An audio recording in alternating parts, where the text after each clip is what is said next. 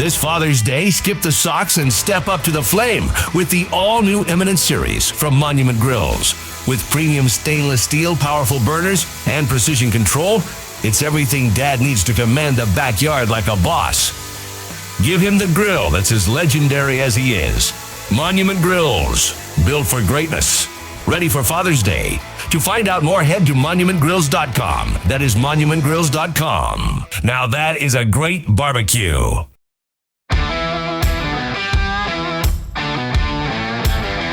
Welcome to Around the House with Eric G., your go-to source for everything home improvement.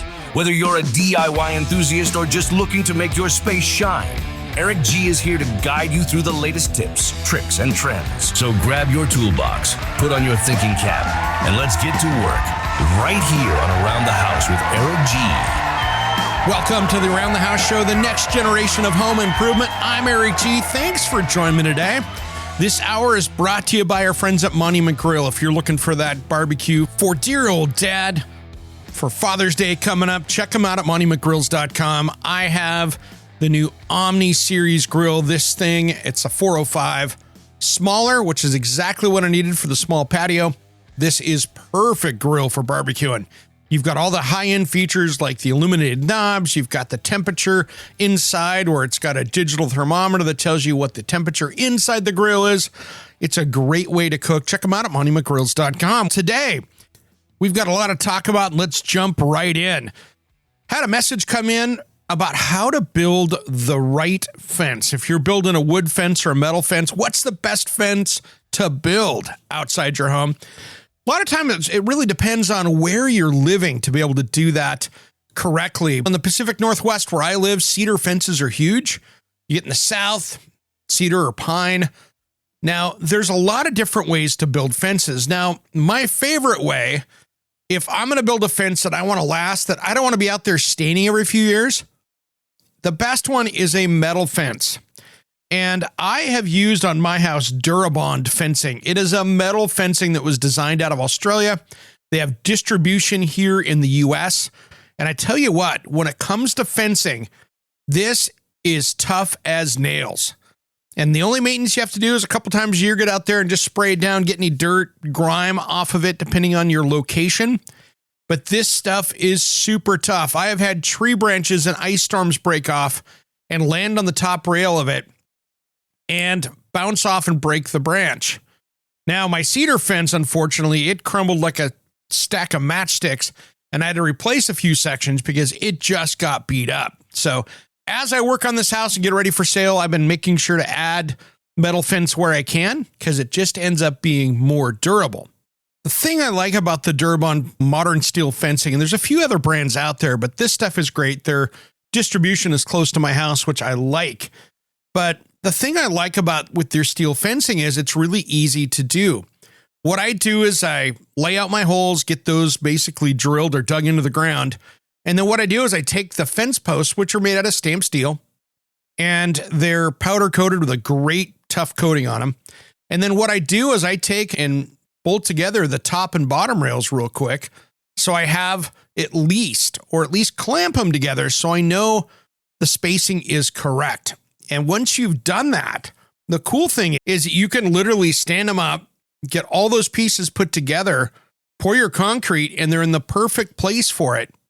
And then you let that cure, and then you're just going to slide in the fence panels. So you have these pieces, and you have a steel, big, thick metal tubing that you run on ends, corners, gates to really hold up. But boy, I tell you what, the stuff is super durable. If it gets dirty, you wash it down. It's super easy to maintain. And once you go up, the nice thing, it's also fire rated, so you don't have to worry about, that fence line burning up to the edge of your house. That's the cool thing with that. So this is basically the ColorBond metal fence supply in the United States. And I've done a lot with them. You can see the website. If you go over to Durabond Fencing, this isn't a paid segment. They're not paying me for this.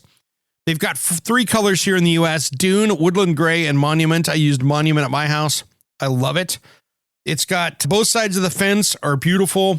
It is great for wildfire season.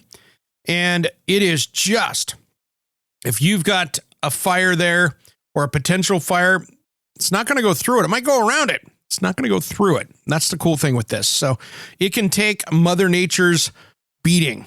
So that is a great way to do a weather-tested, fire-rated fence.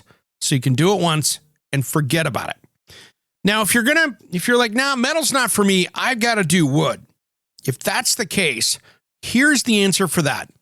I like using a product called Post Protector because the weakness of a fence is, especially a wood one, is that it's really just where that rots off or breaks off at ground level. So Post Protector is a great product. You can find that at postprotector.com. Again, not paying me to do this, but this is a great product. And so what it is, it's a waterproof sleeve that goes over your post. And it goes into the ground and it seals up and protects the moisture and the bugs from getting into it. So that way you don't have ground contact and you can maximize that post life. So it slides over the outside of the post, goes right in, boom, you're good to go. And so with that, you can do it for fences. They've got a skirt board protector for like pole buildings. They've got a lot of different stuff here, whether you're building a pole building or a fence or anything else. And so really, it's a simple slide-on decay protection for building a fence. So if you're tired of having to replace those pressure-treated posts every once in a while when they get rotted and they blow over or whatever, or break off at ground level, this is the way to do it. Now, they do have a Post Protector product as well. It's a preservative. If you've ever watched, and this is the cool thing, if you've ever watched going through and the utility companies maintain their power poles out there. People call them telephone poles, but there's not really any telephones on there anymore, are they? But these power poles, they drill in and put a preservative into them. So they have a kit for that for your DIY for your old posts. So if you've got a pole building or if you've got old fence posts there and you want to treat them, just drill into those posts and you're good to go. You'll find out how well those can you're basically re-adding the preservative back into them. And then you put a little plug in them and it keeps that from falling into decay and rotting. So check it out. You can find out more information at postprotector.com. Now, when I build my fences, there's people out there that like to use staples, like to use nails. I am a screw person. I like to use rated screws that are fence building grade at least. So they've got a protectant over the outside. I don't like using galvanized because I use cedar and the galvanized ends up showing streaks when it comes down. So I like using the deck screws, for instance, that are rated for that. Now you can get them the color of your fencing. If you're doing a cedar fence, you can get the cedar stained colors. You can get the stuff that is, and I like to do it that way because it's easy to repair it down the road. And when you're using those ceramic coated fasteners, it's just not going to go anywhere. Those are not going to pull out. You don't have to go back and fix it again. If somebody bumps up against it, you're going to break the board and not pull the little staples out. So that's how I like to do it. I like to do that. I like to build up templates.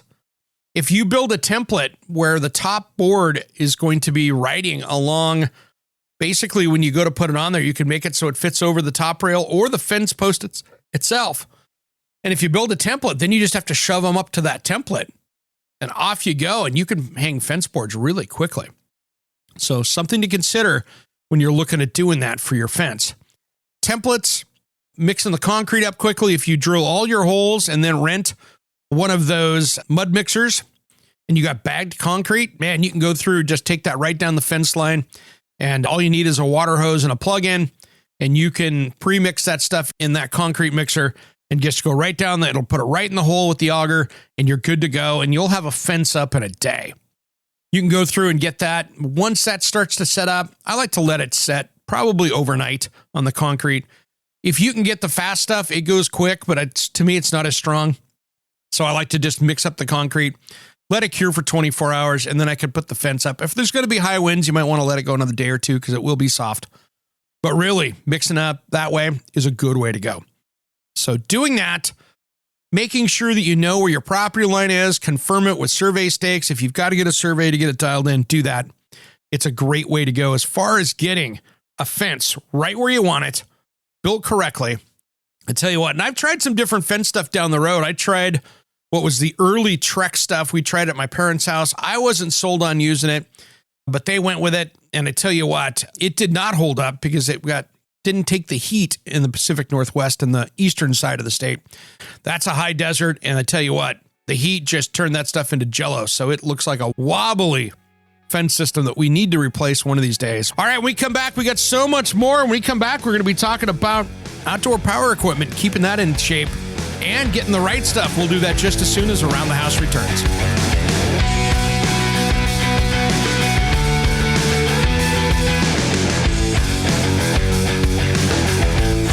This Father's Day, skip the socks and step up to the flame with the all-new Eminence Series from Monument Grills. With premium stainless steel, powerful burners, and precision control, it's everything Dad needs to command the backyard like a boss. Give him the grill that's as legendary as he is. Monument Grills, built for greatness. Ready for Father's Day. To find out more, head to monumentgrills.com. That is monumentgrills.com. Now that is a great barbecue. Are you a contractor, landscaper, or small business owner?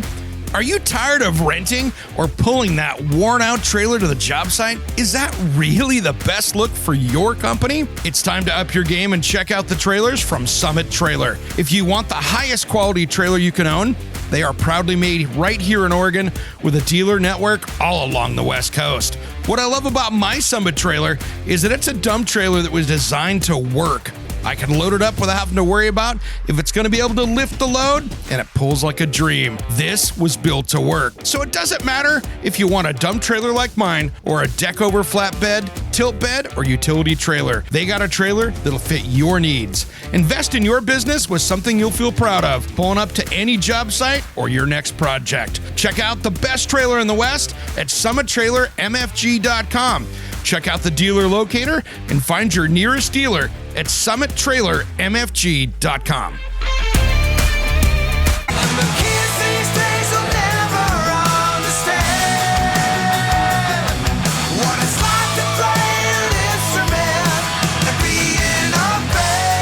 What's up? This is Sticks Adenia. And Satchel from Steel Panther. And you are listening to Around the House with Eric G. Yeah. We love Eric G, and you should too. 1987, I never want to leave you. Welcome back to the Around the House show, the next generation of home improvement. I'm Eric G. Thanks for joining me today. If you want to find out more about us at the show here, whether you're listening on the Talk Media Network on the radio nationwide, or if you're listening on the podcast or on one of the streaming services that carry this radio show and podcast, you can find us at aroundthehouseonline.com.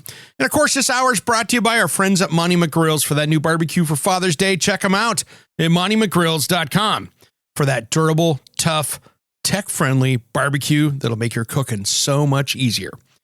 All right, we had some questions on outdoor power equipment come in, and I wanted to just touch base on this one. And it's been something that we talked about in a midweek special earlier, but for you on the radio and the streaming, we didn't talk much about it. So I want to make sure that we cover it here a little bit because a lot of people catch us nationwide on the radio. So this is for you folks out there. So I've had a lot of debate with people on outdoor power equipment. Now, it could be your string trimmers, your leaf blowers, your lawnmowers, any of that stuff, chainsaws, that kind of thing. And to be honest, my favorite is the battery-powered stuff these days.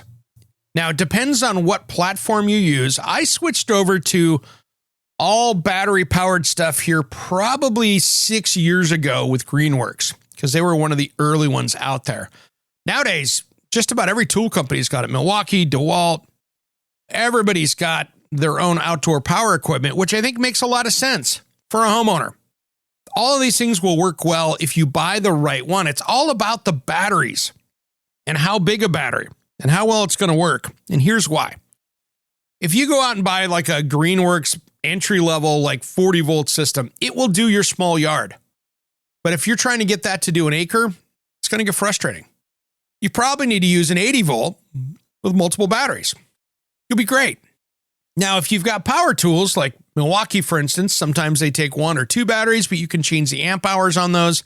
But you've got enough batteries, you can swap them out. It's not that big a deal. So for me, you can get a Greenworks lawnmower that'll cut 3.5 acres on a single charge of grass. So depending on, that's a 0-turn radius. And yeah, they're a little bit more, but not having to buy gas, not having to take it in for the tune-up, not having to deal with that stuff where you're just plug and go, you're good to go. Now, the only thing you need to do is keep these things clean, keep blades or chains sharp, and just maintain it as far as cleanliness, and you'll be good to go. For me, not having to have that oil and gas mixture of my 2-cycle in different mixes, sometimes maybe it's different for the chainsaws, the string trimmer, or whatever, not having to have that mess is awesome. And being able to store the lawnmower where I can put it up on edge because it'll fold up and take half the space is golden as well. So these are all things that are super handy when you're talking about outdoor power equipment. Now, I've got a chainsaw here that is a Milwaukee. And if I put one of their big batteries in it, that thing will keep right up with a good chain, good bar, something sharp. That'll keep right up with a gas powered because that electric puts out so much torque, just like when it comes to electric vehicles. Now, I'm starting to see the pros start to switch over. I'm seeing more and more pros out there that are switching over to battery stuff. Now, I get it. If you're logging out there all day long, I totally get why you would have a steel gas-powered chainsaw. Totally get it. But for homeowners out there, I think battery's the way to go. Now, here's the thing. I'm seeing tree trimmers now take up the tree trimming blades. You know, when they're up on the ropes or they're up in a boom, they can get up there with a couple batteries and there's no starting and stopping that thing. It's just pull a trigger like you do your drill or your impact wrench. Same kind of thing. Go. Nothing hot, nothing to worry about. And when the battery gets low, you can swap it out for another one. So there's great things you can do with these battery powers. And if you've already got the battery, you're good to go. But yeah, the secret to this, and this is what I do to keep my stuff in running order. Like the lawnmowers, I always have a second set of blades that are sharp, ready to go. Whether or not, sometimes it's cheaper to jump online and buy a new set of blades than it is to take it down to your local hardware store or local farm supply place that does the work and have them balance it and sharpen it. Yeah, you can get on your grinder. But with the electric stuff especially, they have special blades, special cuts. They've tried to optimize that power correctly. And more importantly, what they're trying to do is to make sure that everything's balanced. It's like a tire. You want that blade to not be out of weight. So you have one side that's just going to be hard on equipment. So you want to make sure everything is balanced correctly. So if you're going to sharpen it, either have a balancer or go through and just take it down to a pro shop and have them do it real quick and get it done. Like I said, though, it's kind of like working brakes on your vehicle. You should always sit there on those discs on disc brakes and get them turned. Sometimes there's not enough material there to have them turned, or it's more cost effective to sit there and have them turned. You can actually get the rotors for a better price online. So make sure you do your research and see what's better fit for you. Of course, if you can give your local farm store or anybody that's doing the work on lawnmowers in your area, small engine repair, if they can do that balancing for you and get that dialed in, of course, give them the business. But keep an extra set of blades there so that way you're good to go. And since you don't have to worry about air filters, you don't have to worry about oil, you don't have to worry about gasoline storage, it's nice because as long as you're charged up, you're good to go. And that's the great thing with outdoor power equipment. Now, a lot of areas, they're banning the gas-powered leaf blowers and they're banning the string trimmers and some of that other stuff as far as the handheld stuff. And I get that. It's noisy and the batteries are working really well. I now have some areas here where I'm driving around and a couple of the commercial lawn care companies are running all battery powered because as they're driving in their trucks around, they're just keeping them charged up. They've got a battery system on there so they can just keep charging that. And so when they're driving around, it's recharging it up. And by the end of the day, they're good to go. So they can add that charge to it. And it's pretty cool how they can do that with these systems. So pretty amazing how you can do that. I've seen guys driving around, top of their trailer has some solar panels on it. I've seen guys just running battery power back. So when they're driving around and they've got a battery charger, they can just keep going and set their trailer up accordingly. So something to consider with outdoor power equipment. So just keep things sharp, keep it maintained. And if you've got gas, just keep it tuned up, keep it running right, get those parts. Sometimes the Amazon stuff doesn't work well for replacement parts, but I've been shocked before. I bought a carburetor online for a TV segment I did last year for my Around the House Northwest TV show, and I ordered like a $35 carburetor for that Briggs & Stratton off Amazon, and it worked beautifully. Started right up, didn't need much tuning, super simple, and it worked. And it was cheaper than the rebuild kit was to buy the original one. So for that, it worked well. And for something I use a couple times a year for cleaning, it seemed to be good. Would I do that for probably something I was using as a professional? No, I'd have done it right. But for a 10-year-old, 15-year-old probably pressure washer, it wasn't worth the hassle for that. All right, guys, when we come back, we're going to be talking about factory-built housing and how that's becoming the answer for a lot of places around and what we can do with that. Something we talked about earlier this year but I tell you what, it is something that is really changing how we can look at housing affordability. And I had some comments on that from people that I wanted me to expand on, some questions, and we're going to do that when we come back. If you want to find out more about us, head over to aroundthehouseonline.com. We'll be right back after these important messages. Don't change that dial.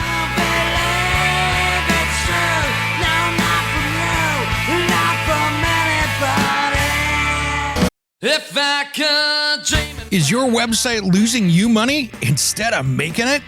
Slow load times, outdated design, or a clunky mobile experience could be driving those customers away. At SiteHypeDesigns.com, we turn bad websites into high-performing, customer-winning machines. Our expert designers create sleek, fast, and SEO-optimized sites that don't just look good, they convert visitors into paying customers. Don't let a weak website hold you back. Visit SiteHypeDesigns.com today for a free website audit and discover how we can take your business to the next level. SiteHypeDesigns.com. Websites that work as hard as you do. For our Around the House listeners, use promo code ERICG for a free website audit and a free half-hour consultation call. Hey, Around the House fans. We've got some exciting news. Our website just got a major upgrade, thanks to the pros at SiteHypeDesigns.com. Now it's easier than ever to catch up on episodes, find expert home improvement tips, and connect with us. Head over to AroundTheHouseOnline.com and check out the fresh new look, and make sure to follow us on all our social media channels. It's your ultimate home for everything around the house. Built for homeowners, designed for you. Thanks for being a part of the Around the House show.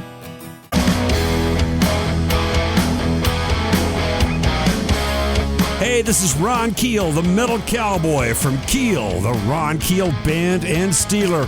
We are rocking Around the House with Eric G. Raise your fist. Welcome back to the Around the House show, the next generation of home improvement. I'm Eric G. Thanks for joining me.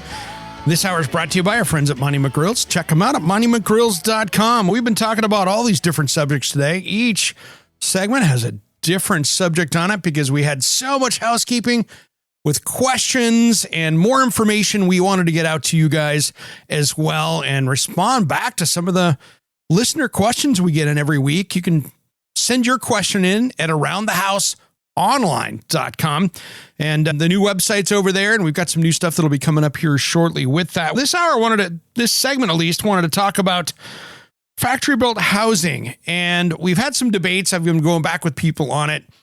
And it's interesting, from my Around the House Northwest television show that I've been doing for about 2.5 years now on Fox 12 Plus here in the Portland, Oregon market that can be streamed across the country. This is our last month of the show, and probably not supposed to be talking about it. I'll probably get my hand slapped for that. But like all TV, we're not supposed to talk about those things. But there will be a new life of that show. Been talking to people and getting that back together. So we will have a new version of a TV show coming out soon. And going to make it even easier for you to consume. That is our goal. We're working through those details right now. But, you know, our A block, which we start the house out with, we start out with some beautiful homes in our area. Now, that first segment is really highlighting this. And what I've learned with factory-built housing is I've gone out and seen every week, I go see a house that's probably $750,000 to $10 million home.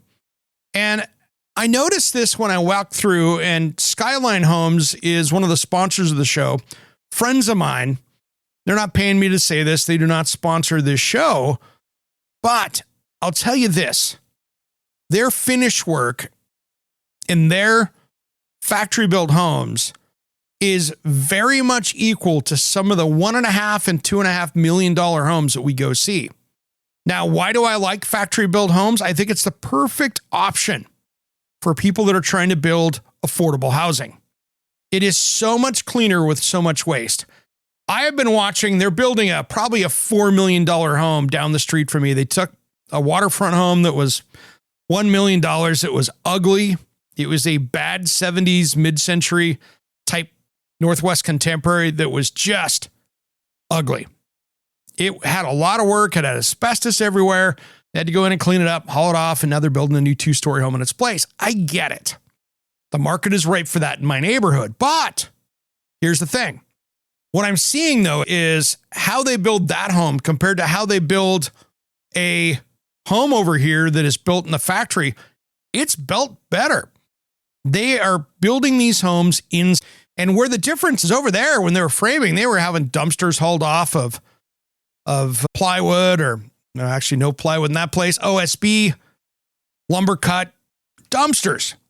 These guys are building homes with lumber that is pre-cut, sheetrock that is the size of the room. They can order this stuff because they're buying in such bulk. And they're not building it in the rain or the snow or the wind. So they're inside. And what's gorgeous about that is that everything can stay true. It's safer. And you don't have the mold issues that you have with so many of these homes in my area that are built in the rain. These homes that are framed up in November through March, I wouldn't want to buy one of those homes. I'm watching these things get sheathed and house wrapped, and the 2x4s and the plywood or OSB has got black coatings on it from mold and mildew, and they're encapsulating that inside the house. Could that have air quality issues down the road? I'd almost bet on it. So those are the issues we see. And the roofing materials put on in a safe manner. They're not doing it in the wind. They don't have to worry about water damage because it's raining. They can go through and do this stuff correctly. And quite frankly, the houses are built stronger because they got to haul these things down the road. So they've got to be able to take that. So this is not your grandmother's double wide. This is something that is affordable. It is fast. You can go in and put a community in together that I promise you, when you drove through it, you wouldn't know that was a manufactured, factory-built home. And here's why. You could go in, put all the roads, utilities, foundations, garage floors poured, everything's ready to rock. And you can order your brand new home. And the cool thing with that is you order for the whole neighborhood. They roll in, they come in, they set them on the foundations. They're prepped for a garage, yes. So they've got them pre-framed, ready to go. So inside the house, they've got, or on another pallet showing up, they've got the matching roofing. They've got the matching siding. They know what has to go on there. They frame up the garage walls, throw the roof trusses up on it, ties in, and it looks like a ranch house with an attached garage out the front. And nobody knows any different. But they can get that built up in a week, 2 weeks. Then you're dealing with landscaping, and in a month, you've got a community turned over from site development to concrete to everything else. It's amazing how fast you can go through and do this. If you want denser housing, now they're building duplexes. So you've got duplexes you can roll in and set up. So the cool thing with that is if you're trying to come in, like, great example, here in my area, we've got beach communities that have huge affordable housing for worker problems. The houses have gone up that people can't afford to live there. But if you had a piece of land that you wanted to put some duplexes on, you could order these things up and have that quickly turned. Because as you're doing the site work of leveling and running utilities and putting a foundation in and getting the road dialed in and the sidewalks, they're building the house. So you're saving so much time and energy right there. And you're building something that can be Energy Star rated, something that is going to be way cleaner and way greener. And the thing that I noticed about factory built housing that I'm waving the flag on is that they have accountability, because these people work together and do this every single day. So the drywall team is a drywall team. The finishers are the finishers. All these things happen that way. And you get people that are QCing and looking at it. I tell you what, some of these major house builders out there, Doesn't matter where you're in the country. Some of them are doing a horrible job. I have seen nightmares in Arizona. Nightmares. Absolute nightmares in Florida. I saw one house that they built out of concrete block to meet the code. I don't know if it was a windy day or what, but that bathroom wall exterior was so bowed out of the concrete block that if you hung a mirror on it, you couldn't put a flat mirror on the wall because you'd break it. There was a radius to it. Accidental. That's a hot mess. And no excuse for that. There's not. So to me, building a home that's going to be durable, that wastes so much less product. And you think about it. If you're hauling away 3 full dumpsters of building materials that were overcuts that they paid for, and now have to pay hundreds of dollars a ton probably to get it out of there at some of the rates that you see in metropolitan areas, that gets insane. There's thousands of dollars just in waste, could be tens of thousands of dollars in waste that just isn't existing in a factory-built home. So I think, I'm not talking tiny homes. You can do ADUs, tiny homes, all that stuff. I get it. But that's not the overall solution. I think putting these in, and a lot of people go, I don't want a mobile home next to my house. This isn't a mobile home. This is something that's going to be on a foundation, pull the axles out, sitting on a foundation. It's just going to be a heavy-duty home sitting next to your house. For most residential things, you'd never know that's what it was. You walk inside, it's got a 10-foot island with quartz countertops on it, probably nicer than your home. It is absolutely amazing to see what you can do with these homes and the climate control conditions.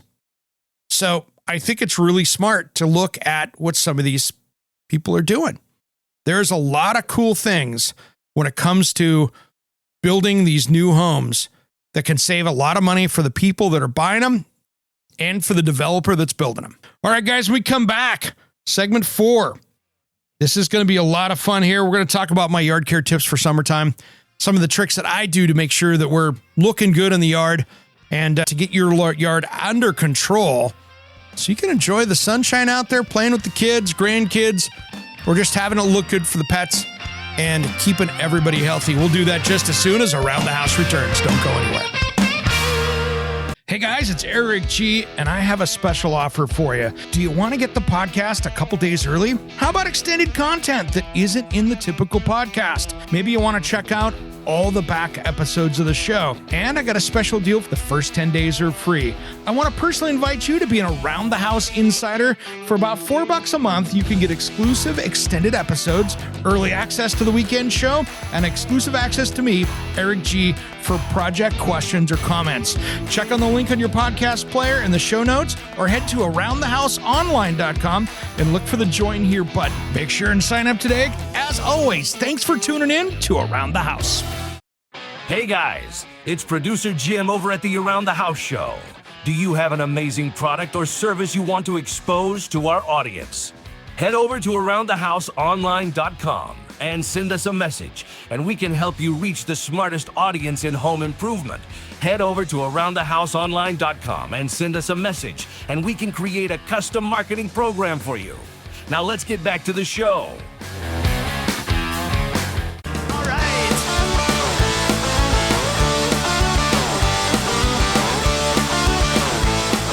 Welcome back to the Around the House show, the next generation of home improvement. I'm Eric G. Thanks for joining me today. If you want to find out more about us, head to our website, aroundthehouseonline.com. And of course, this hour is brought to you by our friends at Monument Grills. Check out your latest new barbecue. Save some serious money at monumentgrills.com. That's a lot of barbecue with a lot of value. Today, we've been just talking about all this different kind of smorgasbord of stuff with a different topic each segment. Not our deep dive show. We've been talking about different subjects, trying to play a little catch up here on stuff. And I had a lot of questions come in for summer yard care tips. So I thought, let's just put it into one segment so we can address these. I didn't want to do a whole show on it, but there are a lot of tricks of the trade out there. So when it comes to yard care, many times when you're talking about keeping that grass green, healthy, looking good, and if you're doing that, it's going to use a little less water and you can save probably on a little water out there. But here are my tricks.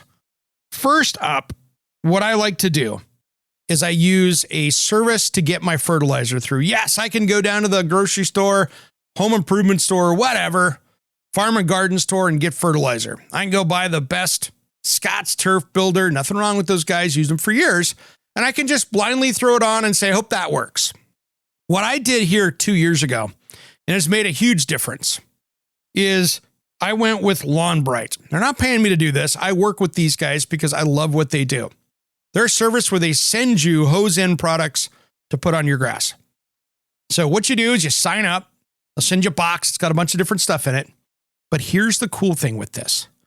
It's got all the different stuff in it, and you're going to take also samples of your soil. You can go in your front yard and get a soil sample. You can go to your backyard, whatever you got going on. Mail it back, and they do the lab results for you to tell you what your lawn needs. Now mine, because I'm in the Pacific Northwest, I've got these huge fir trees out there. Those huge fir trees drop a lot of debris down on my grass that does break down, but it's very acidic. So many times I have to put in a pelletized lime or something like that on the ground to help balance that out. It is a constant battle, and I'll be doing that for years. I'm going to be putting my house up for sale here. So if you're in the Pacific Northwest and you're looking to buy a house in a beautiful neighborhood, it'll still be one of the lesser expensive houses here. It's going to have all the nice features and a pretty darn good looking lawn as well. That'll be in another episode. But I tell you what, this lawn care system works great. And it's easy because I just put it on the hose, go out, spray it down, and it will take care of things for me. So it does a great job of keeping your grass healthy, clean, and being where it's organic type materials. I'm not putting a ton of chemicals on the ground to really hurt pets and things like that. And I'm not worried about it running off and getting down into streams, watersheds, things like that. So there's a lot of balance. So check out Lawn Bright. Super affordable.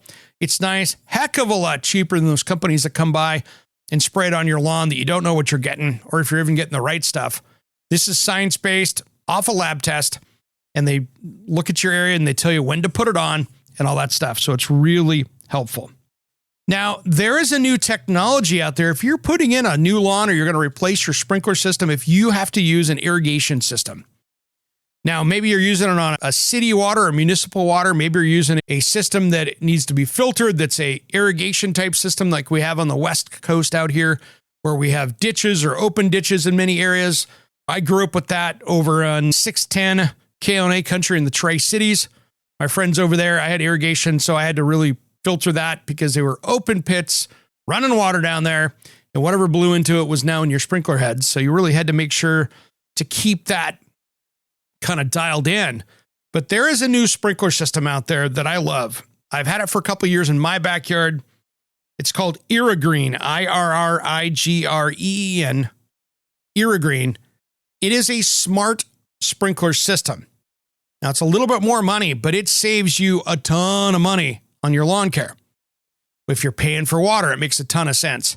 Think of each sprinkler head as a computer optimated printer. So you hook the system up, it's line, there's no solenoids that go to this. You put line pressure all the way out to the sprinkler head, and then there's a computer inside it that turns it on. And you're basically printing water on your lawn from the spray head. So it's a single spray head with all these little droplets that come out of it, but you load up the app on your phone and you stand out there and adjust the distance and the spray pattern to where the points are. So you could have a star-shaped lawn with 12 points on it, and that one sprinkler head goes in the middle, and it will control and put water right down the edge of that, and it will only water the grass area. So instead of needing in a backyard, my backyard would have needed probably 6 to 12 heads. I have 2. And it waters the places I want and the places it doesn't. Works really well. So it's something that just works so good for taking care of that lawn. And it saves me a ton of water. It saved me on my water bill here. When I changed to that system, it saved me a third versus having a sprinkler that I was towing around and doing the best that I could manage. I'm using that little of water. So it took a third of my water usage and got rid of it. And I wasn't even watering my lawn correctly. It was probably underwatered. So now I'm watering it perfectly and doing that. It's a little bit more money for the system when you sign up, but it pays for itself really quick. And now you don't have the wet sidewalk. You don't have the street getting wet. You don't have the neighbors' cars getting wet or anything else. You can control where you put the water, which makes a ton of sense. Now, here's the other thing. When it comes to, we talked a little bit about it here, but with yard care tips, one of the biggest things is, of course, controlling the weeds. So you get those looking good. And I know it's not the best for the environment, but I tell you what, having a weed-free lawn looks awesome. Now, the other thing is make sure you're mowing it at the right height, depending on the grass you have, and keep that blade super sharp. The sharper the blade, the more balanced that grass, it cuts it even, it looks better, and you're not going to have this ragged edge that looks badly on it, and it's better for the lawn itself. So doing that, controlling the amount of thatch that you have that's built up underneath it. Sometimes you got to go through. If you've been letting it grow and you're mowing it long and you're just putting too much material down, sometimes you need to go through and thatch that lawn. Now, I haven't had to do it because they have a liquid dethatcher that you put down in the fall that helps break that stuff down so you don't have it in the spring. So you can get a thicker, fuller lawn. And so those are all tips and tricks to do that. Now, of course, different parts of the country, a lot of places where it's desert areas, they're paying for you or giving you tax breaks to get rid of that lawn, and I totally get it.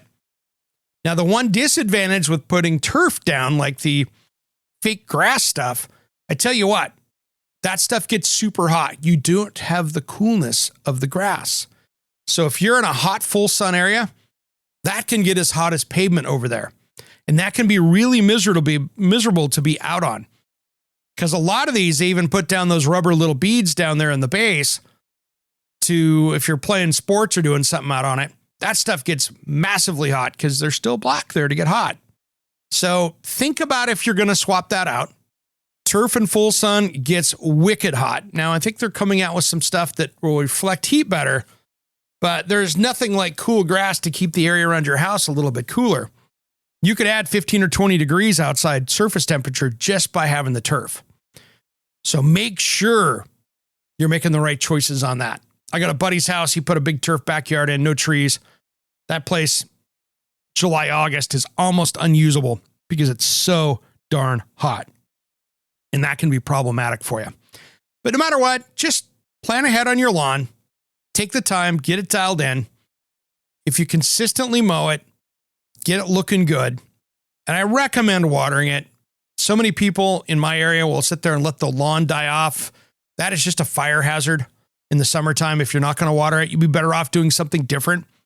Because if you have a neighbor's house or some kid on the 4th of July with a firework getting a little errant, you can lose your house off of that. So I would not recommend having a white lawn. It just ends up being a problem. I would change out and do some landscaping or do something different there. And all you people out there that are managing the HOAs, oh my gosh, those people can get crazy out there. My girlfriend's house, holy smokes. That HOA will send her a nastygram if a dog goes by and pees on the front lawn and creates a brown spot. They'll send her a nastygram and tell her they're going to fine her if she doesn't go in and fix that, even though it wasn't her fault. That's the HOAs for you. They can be a little problematic. So be careful with that. That can be an issue. There's so many good videos on Instagram on people that are fighting their HOAs. It's hilarious. I saw a guy this last week that they fined him for his garbage cans being seen from the road. So what did he do? Put up a bat sanctuary because bat sanctuaries are federally protected. So he put one up right in his side yard next to the trash cans to fight the HOA, which quite frankly made me laugh. It was pretty darn funny. Thanks for tuning into Around the House. Appreciate you tuning in. We'll see you next time. Thank you for tuning into the Around the House show. If you are on the radio, make sure you check out the podcast for additional content during the week on your favorite podcast player or at aroundthehouseonline.com. We will see you next time. Love is a love song, let's be lovers. We're all over the radio. Take my hand, I know where to go. All over the radio with you. Are you a contractor, landscaper, or small business owner?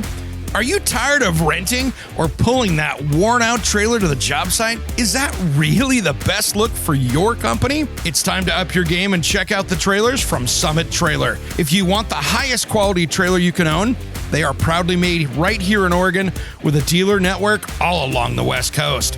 What I love about my Summit trailer is that it's a dump trailer that was designed to work. I can load it up without having to worry about if it's going to be able to lift the load, and it pulls like a dream. This was built to work. So it doesn't matter if you want a dump trailer like mine or a deck over flatbed, tilt bed, or utility trailer. They got a trailer that'll fit your needs. Invest in your business with something you'll feel proud of, pulling up to any job site or your next project. Check out the best trailer in the West at summittrailermfg.com. Check out the dealer locator and find your nearest dealer at summittrailermfg.com.